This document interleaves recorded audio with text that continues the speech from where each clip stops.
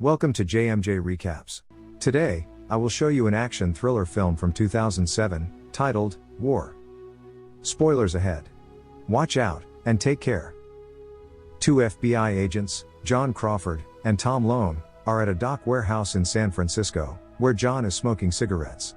Tom asks him what he is doing, since he does not normally smoke. He inquires whether Jenny, John's wife, knows, to which John replies, she doesn't, and asks him to not tell her. Tom smirks and says he won't. Tom offers a toothpick, which according to him can help resist the urge of smoking. John just laughs at this, and throws the toothpick away. They hear a noise behind them. Tom asks John how many shooters he counted. John replies 5 or 6. In the same warehouse as the Chinese triads. As the enemies are well guarded, it is obvious that they had been tipped off. John starts to complain, by saying that they both lost 2 years of work due to this. Another sound comes, and Tom asks John to take a look. John replies as long as it is only a look, he will go.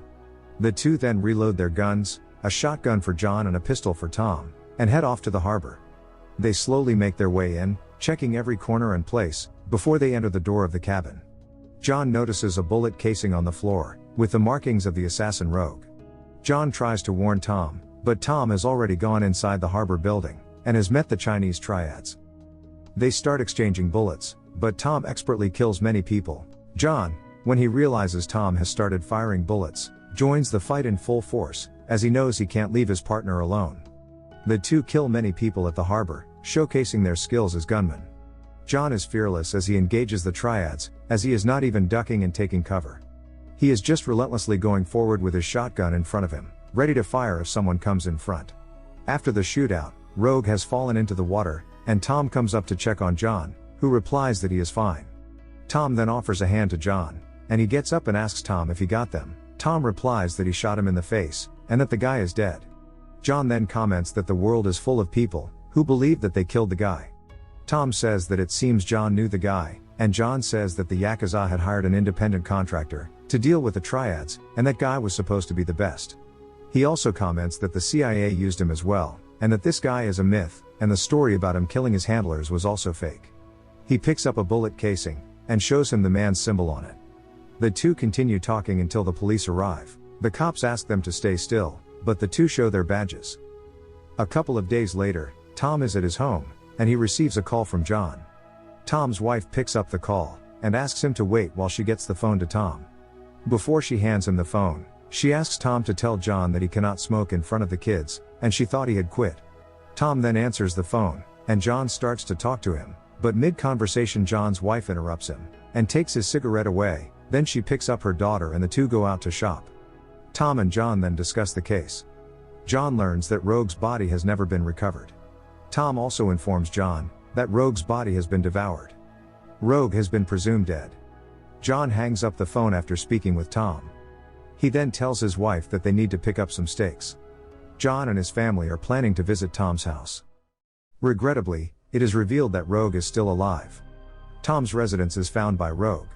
He enters the building while Tom is in the bathroom, and starts beating his wife. Hearing her screams, Tom comes out, but is shot by Rogue, who then throws him through a door. He falls inside, and sees that his wife is hugging his daughter, and they are screaming for their lives. Rogue first puts a gun to Tom's head, but then he points the gun at his family and fires 2 shots. Rogue then sets fire to the home and leaves. John is asleep in the car, when he is woken up by his wife who sounds worried. There is a lot of police outside Tom's house.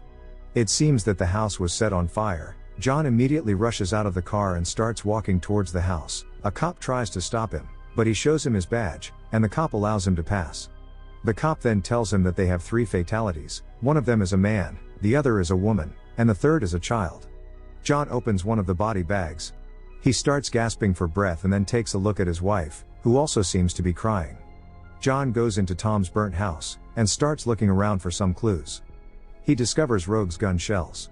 As he sees the shells, a cop tells him that CSI needs to sweep the scene, and they need to do their job.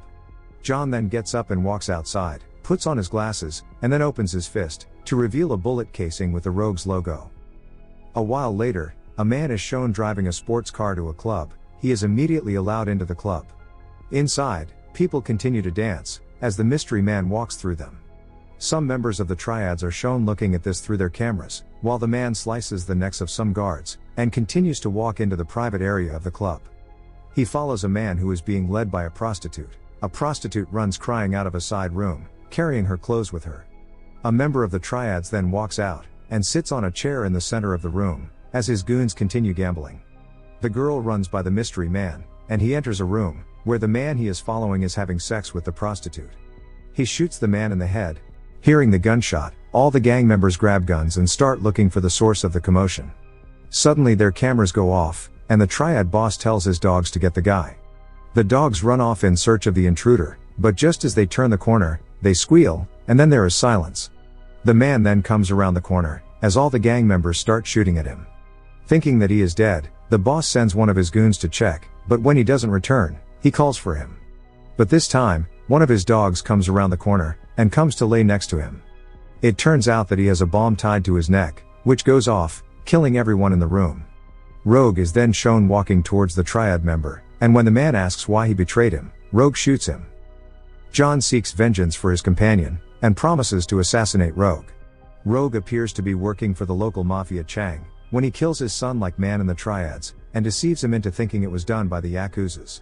He then informs the man's brother about a man working under Shiro, leading him to the location of a tea house, where rival gangs fight, while Rogue sits in a window, picking off anyone coming out with a sniper gun. Rogue is an excellent combatant, a great liar, and an expert at disappearing quickly. While still working for Chang's Triad, he works for the Japanese Yakuza, and kills Chang on their orders. However, he did not carry out the mob's full command, by not assassinating Chang's wife and daughter, as he had promised Shiro. John discovers that Rogue had plastic surgery to alter his appearance, and tracks down the surgeon who performed the procedure, confirming his current identity as Victor Shaw. John gets photos of Rogue murdering Shiro's assassins, and helping Chang's wife and daughter into a car, thanks to his watchman. He provides these photos to Shiro, who is lured to San Francisco by Rogue, using a pair of precious gold horse statues from Japan, one of which is a fake of the other. Shiro orders his men to torture Rogue, in order to discover where Chang's wife and daughter are kept, but Rogue escapes, and kills Shiro's men, before detonating the bomb he had hidden in the second suitcase, killing almost everyone except Shiro. He decides to fight Shiro with a sword. Shiro takes up a sword as well. When Shiro wonders why he's doing this, Rogue explains that it's because Shiro ordered a killing. Shiro ponders which of the various orders was for the assassination of Tom Lone and his family. He should not have ordered the women and children to be killed. Shiro recognizes Rogue as none other than Tom Lone. Rogue murdered Tom's family, but Tom was able to avenge them. Tom underwent plastic surgery to portray himself as Rogue, after killing him. 3 years after Rogue and Tom's family were murdered, Tom returned to San Francisco to kill Shiro's adversaries. Tom planned to avenge the death of his family, by killing Shiro last. Rogue begins a skilled fight, that the mob eventually loses, revealing another shocking truth: it's all because John allowed it to happen. This adds another interesting twist, as Rogue beheads Shiro after discovering the truth. The wife of Chang receives a parcel, containing the original gold horse statue, and a message from Rogue, saying, "Make a new life." Shiro's daughter, who had returned to Japan, receives the identical message, along with a bag containing Shiro's head. Rogue summons John to a meeting, at the first known location for both of them, and John dispatches a sniper to the location, in order to assassinate Rogue. Rogue and John fight ferociously, and when they are face to face, Rogue exposes himself to be Tom Lone. John recognizes Tom's gaze, and apologizes, asking if he could ever forgive him. Tom adopts the moniker Rogue. When the FBI agent assigned to shoot Rogue tries to shoot him, John steps in front of him, and Rogue shoots him in the back, killing him. Tom, as Rogue, drives away in his car, with the suitcase full of money that the Triad had given him earlier. The end. Thank you for watching. Subscribe if you'd like to see more videos like this.